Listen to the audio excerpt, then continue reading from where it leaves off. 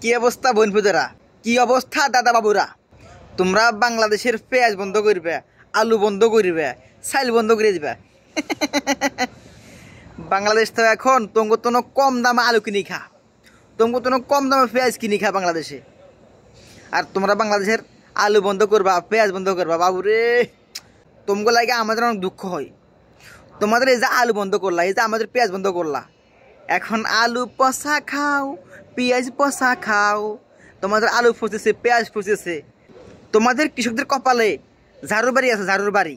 তোমাদের পাঠা খ্রিস্ট আছে, পাঠা। তোমাদের পাঠা খ্রিস্ট আছে মিঠুন চক্রবর্তী।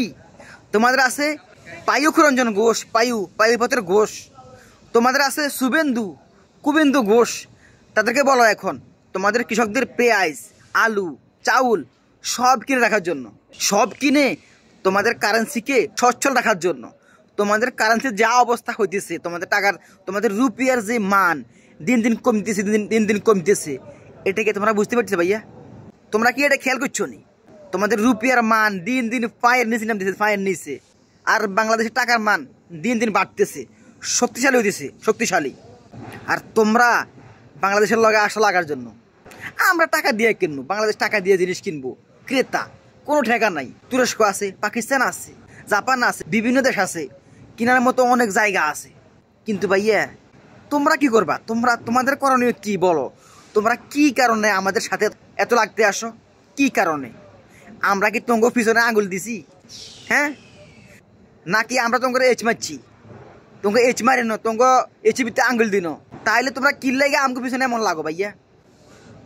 এই যে এখন আমাকে লগে লাগি, এখন তোমাকে পেঁয়াজ ফসতেছে, আলু ফসতেছে, তোমাকে চাউল এখন বেচা হয় না, তোমাকে রপ্তানি বন্ধ হয়ে গেছে, তোমাকে কৃষকের আলু পেঁয়াজ খেতে ফসতেছে, কেনার মতো কোনো লোক নাই।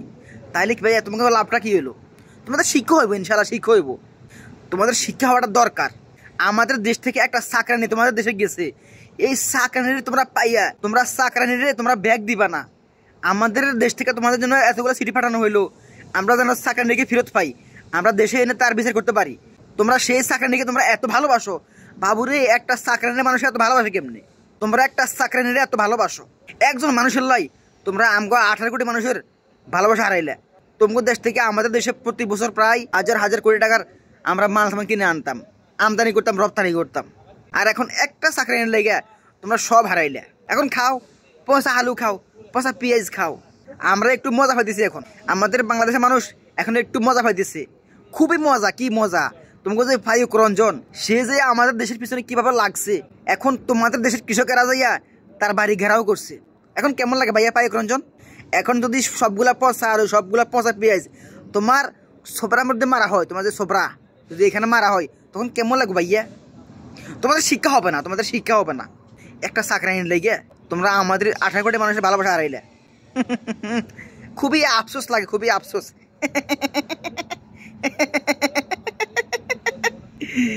দাদা বাবুদের কষ্ট দেখে আমাদের কি যে ভালো লাগে, কি যে শান্তি লাগে। তোমাদের আলু পচে, তোমাদের পেঁয়াজ পচে, তোমাদের চাউল খেতে পড়ে রয়েছে।